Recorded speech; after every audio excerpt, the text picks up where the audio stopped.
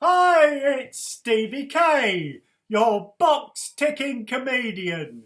How are you all, folks? Well, I had a bit of bad news today. One of my best mates, his mum passed away, and her star sign is Cancer, which is quite ironic because she got eaten by a giant crab. But it's also the anniversary of my granddad's death, and I will never forget his last words, always dear to me. Steve, stop messing about with that ladder. And then I've also been today looking at holidays. And look at Tenerife, isn't it expensive? So I couldn't afford Tenerife, so I booked a week in Fiver Reef, half the price, but half as good. But anyway, I'm here to tell you all about my accident and why I'm in this chariot. Okay, so March, that's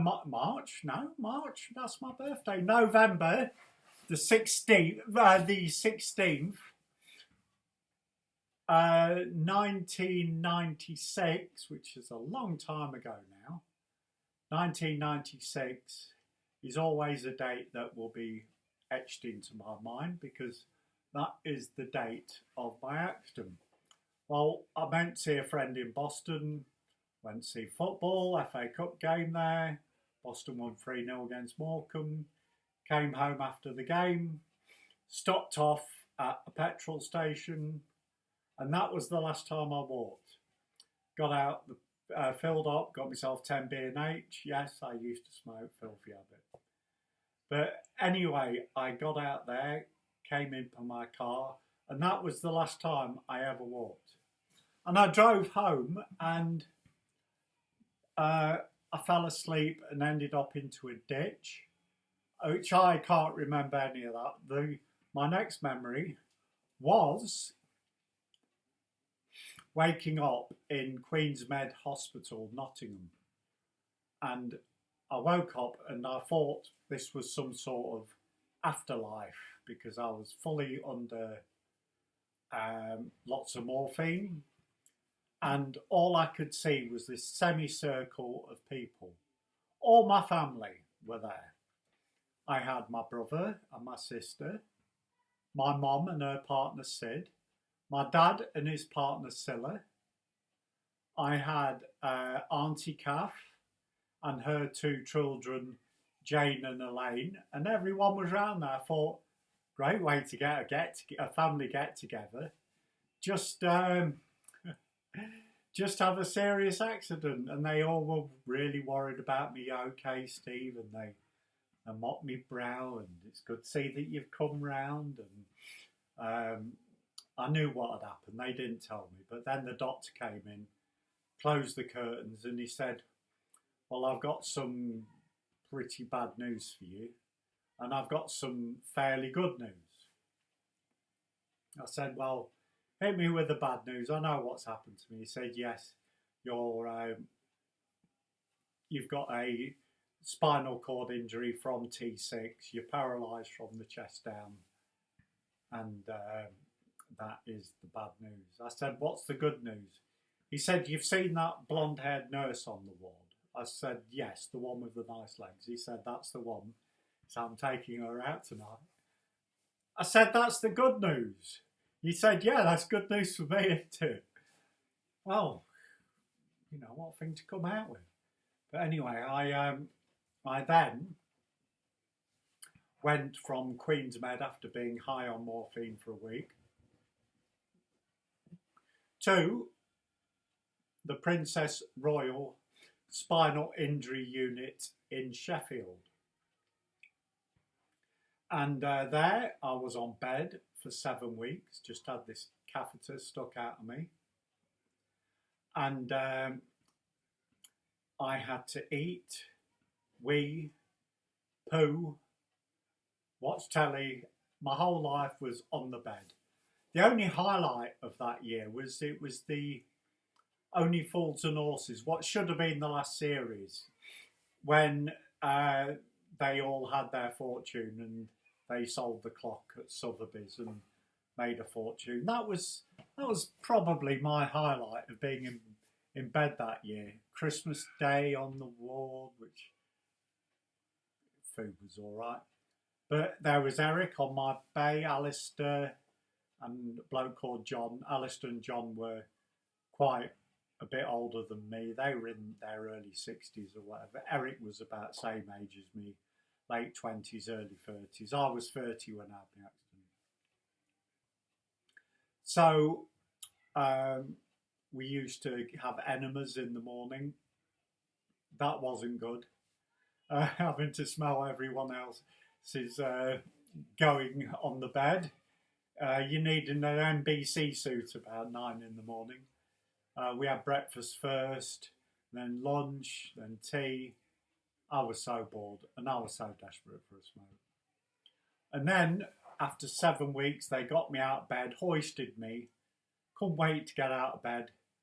Got into my chair. I thought I'll go for a quick ciggy. And they refused me that. Took me down to physio. I did some weights. Learned how to use my chair, which was a tank. And then back up again. Then next day I was allowed up for an hour physio, still no ciggy. Next day, an hour and a half. I thought, great, I've got half an hour to myself, half an hour's physio.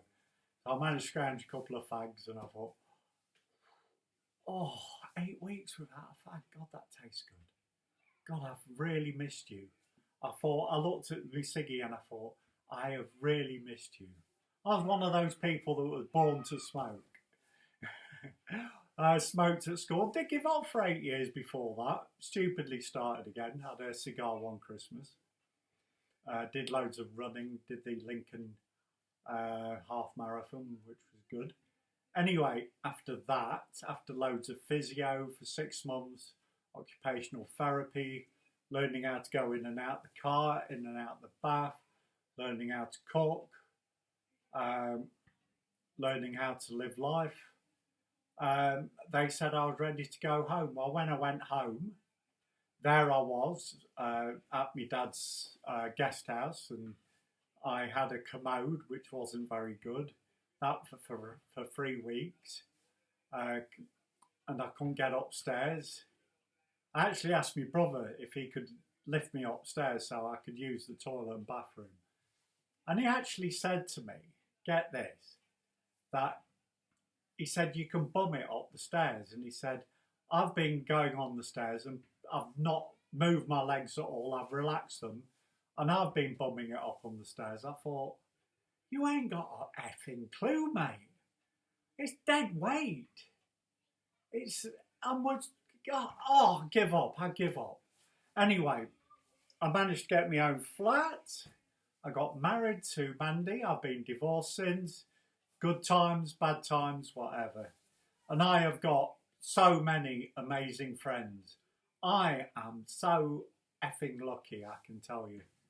I've got my mate Dave, he's great. Alan from school, Codge from school. My mate Telford Mark, who I ring no end of time, see him now and then. Spent a week with him in Shrewsbury, which was good. Neil Porter, love him to bits, from Bradford. And I share my flat with Mark, who's really house proud, which is great. We play test match cricket, which is a fantastic game. So very, very lucky there. I've had numerous relationships with able-bodied people, which isn't surprising because look at me, I'm drop dead gorgeous, aren't I? Anyway, back to my friends. I've got Alison, who is absolutely amazing. She comes and helps me out with no end of things. And she's really good company. We sometimes go on holiday together and enjoy. She's normally my PA for a week or two. No, we haven't been away for 2 weeks. And yeah, she's good fun. She likes to drink like I do when we go away. So we all have fun. We're going to Cornwall this year. Oh, and Clive. I love you, Clive. You're a good pal. And don't forget Jackie as well. Jackie's a great friend. She's always ringing me up and we have no end of chats.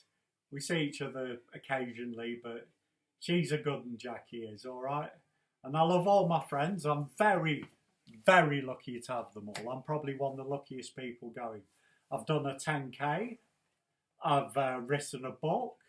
I've been to university. And now I'm doing comedy on YouTube, which I am enjoying. I think I'm getting a bit better. So it's hard work writing new material. The more you do, the harder it gets. It's a bit like a Rubik's Cube. The more you play with it, the harder it gets, which reminds me of a joke. Why is my willy like a Rubik's Cube? The more you play with it, the harder it gets. Okay. So I've hoping to do some more material this week, and I will post another video. I'm really enjoying this YouTube stuff. So please, I'm asking you all to subscribe, like, comment, because I am Stevie K, your box ticking comedian.